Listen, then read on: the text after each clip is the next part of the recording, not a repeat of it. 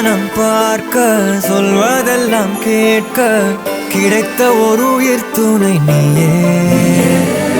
என் சிரிப்பில் பாதி என் துயரில் பாதி பகிர்ந்து நீ அருந்துகிறாய்.